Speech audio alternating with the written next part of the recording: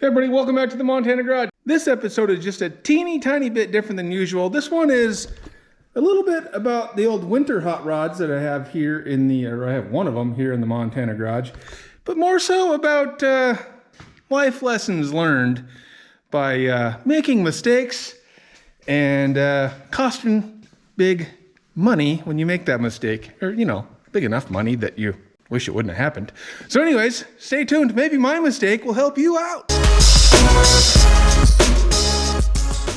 So along with the old winter hot rod here, that's a 2012 Ski-Doo Summit 800. Usually not here in the shop, but normally we got the bare metal 55. It's just chilling. Nothing's been going on with that since I drove it in and parked it here probably a couple months ago now.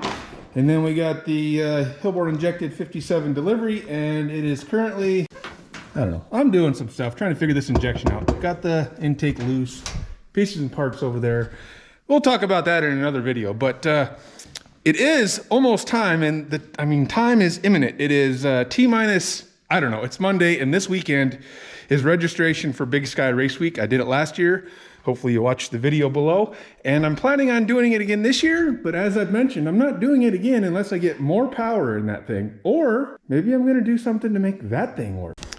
I'm about to decide, and I've decided. I'm about to let you guys in on that little secret. So anyways, stay tuned in the upcoming videos and we'll talk about that.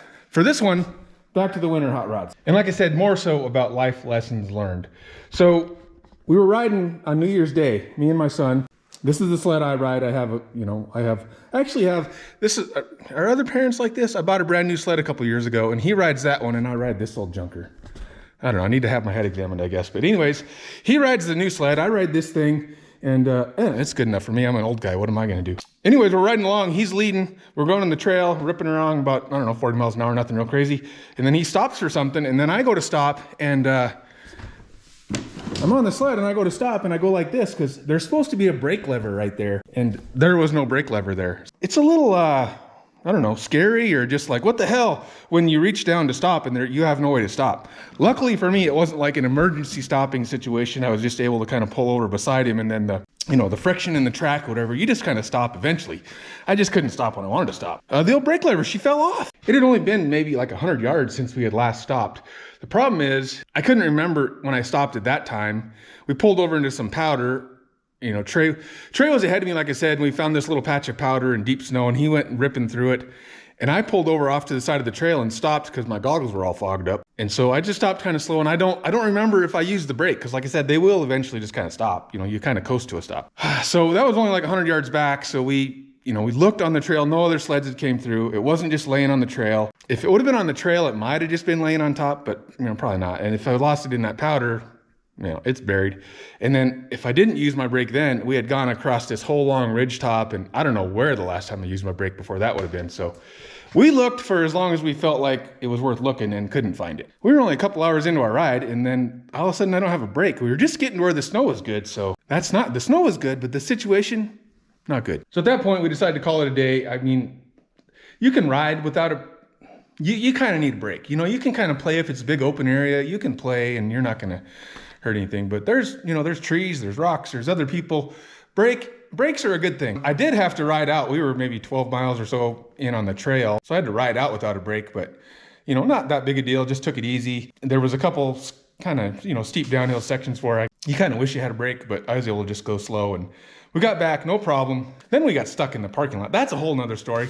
Don't forget to put your tire chains in the truck. That's one lesson right there. If you're going snowmobiling, put your tire chains in the truck. Ask me how, I know that. We eventually got out of there, and then it was more so because we were blocked in and had to take a side of the parking lot. Anyways, I said that's another story. Here I am telling it. We got out, and then I went the next day and bought my brake handle. So I go into the old Ski-Doo shop here in town, and looking for my pieces and parts over here. Hold on. I said I need a brake lever for a 2012 Ski-Doo Summit to one of the parts kids. I'm going to call them kids because they're like 20-some years old, and I'm an old guy, and they're good guys, I guess. But so the one parts kid, he starts looking it up, and the other parts kid sitting next to him goes, "They're all the same. I'll go grab one off the shelf." So he goes back there, comes back with this guy, and it looks like a brake lever. He said they're all the same. They charged me my $85 and away I went. Well, and then I had to buy a little pin that goes in this little spot right here for another $20. Awesome. So a little over $100. I get a new brake lever. I mean, there's no cables, there's no nothing. You just put it in the hole and you put the pin in there and you're good to go. Well, like I said, that was Monday morning when I bought this, and I had a busy week at work and I didn't get around to, I mean, it's 5 minutes to put this on, right? I didn't take the 5 minutes to put this on until Saturday. We were going riding on Sunday with another group of people to a new area that the snow was, well, here, let me show you. This is in town here, but you know, it's a little different in the mountains, but this is why I wanted to go. Look, we got white stuff. We got lots of white stuff even down here. So in the mountains, there's lots more white stuff. So I hadn't had a chance to put this on. We ended up getting stuck late at work and then stuck in a traffic situation in the camp. Anyway, I didn't get home. I thought I was gonna be home on Saturday, like at 3 o'clock to work on this, get everything ready. We got here like at 8:30 at night. We had to meet in town at 7 o'clock in the morning.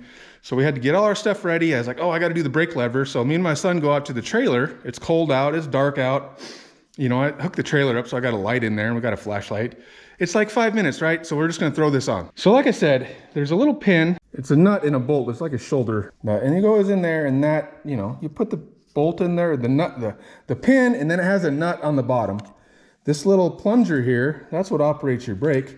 It goes in this little hole here. So basically you do something like this. You line up the hole, you put the nut in there, or you put the pin in there and the nut on it. Now the problem is we could not get the hole lined up. Like as hard as we pushed and tried, and like I said, it's cold and dark. And so I thought we couldn't get the hole lined up. So I thought we weren't getting enough, you know, the plunger here wasn't plunging into the brakes enough, was my assumption. So I'm trying to figure that out. I'm Googling it. I'm like, yeah, you just push it in, and they said, you know, this is the master cylinder, so if it won't go in, if you loosen the seal, you can get, it'll go a little further. We did all that, could not get it, could not get it, could not get it. 5 minutes turns into a half hour, then turned into however long. Well, finally I realized that this little guy right here was hitting the lever right here where the little mark is. Maybe you can't see it, but so this lever, they're all the same, they said, does not work on this sled. I have a 2020 sled, it would work on that. I have a 2008 sled, it would work on that, but it doesn't work on the 2012 sled. This spot right here, I had to grind that all out of there. It was, I don't remember the exact shape, but it was filled in, say like my finger is, instead of concave like that. And that bit hits this thing right here, which is your brake lever. Are you guys looking in the right spot? Which is your brake lever switch. So anyways, we had some interference issues. So then I had to decide, okay, they gave me the wrong lever. It's like 9:30 or 10 o'clock on Saturday night. We're going riding on Sunday. Obviously, I can't go anywhere at 10 o'clock at night on Saturday and grab a new one of these. So I had to decide, do I want to try to just make it work, or do I want to not go riding tomorrow? Well, I just showed you the snow outside. It dumped. I wanted to go riding. So I'm like, you know what? I got some tools. I can fix it. All I got to do is grind this little bit out of the way. So we grabbed the little grinder and we tried, you know, trial fits, a little more, and then I had to use the die grinder. Anyways, I made it look almost custom in factory. I mean, look at that. You wouldn't even know that I butchered it up. And then, by golly, she fits. So we threw the pin in there. It felt like the brake worked. I did think I might have got a little air in it, and I didn't have any of the right brake fluid to try to bleed the brakes. So we were a little concerned in the morning that it wasn't going to work, but we thought it still, I could squeeze it, squeezy, and felt like there was brake there. So we thought we're good to go. We went to bed, got up in the morning, went riding. So in the morning, we meet our guys. We drive like an hour and a half on super sketchy, icy roads to get to the parking lot and the good snow area. Unload the sled out of the snowmobile trailer, give the old brake a few tests, rip around a little bit, brake, everything. I mean, it feels like a brake, it stops, everything looks good. We're golden. Let's go riding. Everybody gets all their gear on. As soon as we leave the parking area on our sleds, we climb up this little hill to get to the trail. And once you go up the little hill, there's just like a little bump, no big deal. But, you know, you're ripping up the hill a little bit, and then you let off the throttle to go through the little bump. And when I let off the throttle, it kind of did one of these, like, it kind of threw me forward more than I expected. So I was like, feels like my brake is dragging. So, you know, I did the old squeeze the lever a few times, got out on the trail and, you know, gave it some gas, and it felt like I was maybe stopping a little faster than I should. So I was like, man, it almost feels like it's dragging. I was like third or fourth person in line out of 5 of us. We're with other people. If I would have been by myself, it's an excuse. I should have stopped and looked into it a little more right there. But I was trying to keep up with these guys, and I don't know, I figure we'll stop pretty soon. We ripped down the trail a little bit, and I play with the brakes, and then all of a sudden it feels like it's fine. Like the brake works, I let off, it goes, and if I just let off the throttle, it seems like it doesn't feel like it's dragging anymore. So I'm thinking, I was imagining that, or it was dragging a little bit and it rubbed, it created some clearance, maybe, and I'm good to go. So we ripped down the trail like 2 miles at 60 miles an hour or whatever. And then I go to stop and I squeeze the old lever. The lever's there this time, but there's no brakes there. She just goes right to the old handlebar. And again, no stop situation. I got a bit lucky again because again, we were just stopping on the trail, letting everybody catch up, and it was a big wide trail and I just was able to coast to a stop without, running into a tree or another person. Then I'm like, holy crap, I don't have any brakes. And then I realized my left foot is freaking hot. So the old boot, she got a little warm, burned a little hole in it actually. Your brake situation is right here, right where your boot goes. And I knew I had some trouble. So apparently the brake was indeed still rubbing. Yeah, I had no brake. There was actually just a little bit of fire coming from the brake area. Threw some snow on that, dunked my foot in the snow for a little bit to cool that off. Luckily I didn't like burn my foot, but it was plenty warm in there. So yeah, my day is done. I don't have any brakes.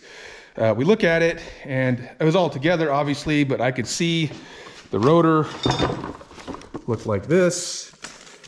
And I couldn't really see much else because it was all, behind this little cover here. But I could see through this little cover, that's got rubber from my boot melted on it. And I could see through the cover that the caliper was garbage. You could kind of see the brake pads and they looked like metal on metal against the caliper. Yeah, it wasn't good. Luckily, we were only a couple miles in. We were with another group of people. They had an extra spot on their trailer, so my son kept riding with them. We were just, like I said, a couple miles up the trail, so I just limped back on my own, loaded up my trailer, went home with my tail between my legs, and thought, dang it, that stinks. I missed another day of riding, and now I gotta figure out what's wrong with this thing or why this happened. My brake was dragging. Obviously, I didn't really figure out why at the time. I mean, I kind of figured I knew why, but I didn't know for sure. So I got home and did some investigating. So it turns out my custom lever fabrication, and you guys probably won't be able to see this in the camera, right? But that goes in there like that. And when we got this in there, it was kind of a tight fit, and I looked with a light behind it the night we were doing it, and I said, oh, it looks like it's still hitting. I don't want it to not release all the way. So I took it back in, ground it some more, shine the light under there, and I could not see, like in this little spot right here, I could not see any interference. I couldn't see it hitting. The pin went in nice and easy. It looked clear, and apparently it wasn't. Once I got done home from the little brake burning down incident, I could see like right where that mark is on there, it's still hitting this brake switch. So I guess the theory is when it's hitting that, it won't release that last little bit. Basically, my brake was just barely on, I think. I mean, it's just barely touching. Like I said, I couldn't really feel it. I did it first. So anyways, lesson learned. Check your brakes when something like that happens. But I guess the moral of the story is I tried to fix it, and that's good. That's a good thing. You should try to fix things too instead of just saying, oh, it doesn't work. I got to call somebody. We got to take it into the shop. Try to use your noggin and try to figure out like, why isn't it working? What can I do to make that happen? But if you do that, make sure you do it all the way and you do it right, because otherwise it just creates more problems. Because I'm not trying to blame this on the parts kids at the Skidoo shop, but if they would have gave me the brake lever, I would have been in this about $85 and I would have had a great day of snowmobiling, I'm guessing. But they gave me the wrong brake lever and I decided I can fix it, and I didn't fix it correctly. And so now, once I took it all apart, obviously I still need another brake lever. Now, this one's still hitting. I could grind it a little more and make it work. But what I ground off here is the part that activates the brake lights. So with this lever, I won't have a brake light. So I had to get a new lever, toasted the rotor. The caliper, the caliper looks fine, but this is a little piston that goes in there, and it just, it melted against, the pads were so hot, it just melted. And would you think that you could buy just that little piston that goes in there? I would think you can. You can't. They told me like almost all these, they have a rebuild kit for, but for this couple years, there's no rebuild kit. So I got to buy a whole new caliper. Obviously the brake pads, they're like a maintenance item. They were shot anyways, probably, but they're definitely shot now. So this little debacle of losing my brake lever the first day cost me like $105 the first day for the lever and the pin, and $617 more. Plus I burned a hole in my boots, all because my brake lever fell off. Now the life lessons part. Why did my brake lever fall off? Well, if you guys, I know a lot of you people that watch Montana Garage also watch The Old Man's Garage. If you watch The Old Man's Garage, you know that Uncle Bucko on that channel, he's always preaching about maintenance. Well, $800 roughly, maybe more if you count my boot. I'm $800 and some into this because I didn't tighten one nut on my brake lever. So normally, before we go riding, each year, we put the sleds away in the winter, in the spring, and then each year in the winter when we take them out, we do like a nut and bolt. We grease all the parts on the suspension. We just kind of check everything out. There's probably more stuff I'm supposed to do, but I'm not like a super snowmobile mechanic guy. I kind of know how they work, and obviously I'm mechanically inclined, and so I kind of, I know the stuff that kind of needs to do. Like I say, you should do more. You should probably take your clutches apart, and there's all sorts of stuff you should do. But I try to at least do the bare minimum. Well, last year, my shoulder was wrecked because I had surgery, so I didn't ride it all last year. Trey rode a few times, just on the blue sled. And then this year, I've been so busy with work, excuses, I know. But it came time to go, and Trey, we had a day off, and the snow was good. And so the only maintenance I did is we put fuel in them, fresh fuel in them, and oil in them, and they started, so we're good to go. I did no maintenance. And because I didn't tighten the one little nut that goes on here, now I'm $800 out. And my sled still doesn't work because I got to order the parts. I'm hoping it's going to come in for riding this weekend, but I may even miss another weekend of riding. So yeah, that's the life lesson, people. Do some maintenance. Check your nuts. Seriously though, this little life tip, it applies to not only snowmobiles, but your hot rods, your daily drivers, your bicycles, your kid's little wagon, everything. You got to do a little maintenance once in a while, people. And I am the worst at maintenance. I need to get better. Chances are you might need to get better too, but I definitely need to get better. So I always try to say it's because I'm too busy, but look at that. It cost me $800 because I was too busy to do a once over and check all the nuts and, make sure everything was tight and do the stuff I normally do. Now, would I have checked this little nut? The little nut goes right there. Would I have checked it? I don't know, probably not. I don't think I've checked it in the past, but you're damn sure right. I'm gonna check it next time. I already went and checked the other two snowmobiles I have, and they weren't loose. They weren't like falling off loose, but I sure gave them a little, just a little tighter. And I know a lot of people actually carry a spare lever, so I will have a spare lever now because, I ordered a new one, the right one that'll make the brake work. So I'll throw that one in the old tunnel bag. So next time, if it falls off again, at least I'll have another one to put on there. I'll have to grind it out a little bit more to make sure it doesn't hit, like I didn't do right the first time. But we'll get that done. We'll get this whole thing put back together. The parts are supposed to be here on Friday. I hope so, because we're trying to go riding again next weekend. If not, I guess I'm going to miss another day of riding because of my lack of maintenance. So like I said, check your nuts, check your bolts, do your maintenance, figure out what's supposed to be done, and try to get it done. Save you in the long run. Learn from my mistakes. All right, that's it for this episode of Montana Garage. Thanks for watching. Come back real soon. We'll talk about Big Sky Race Week. Registration is just in a couple days. Make sure you sign up. It's a fun time. And then, am I going to take that with, what am I going to do to be able to take that? Or am I going to put more power and take that again? Come on back. I'll let you know.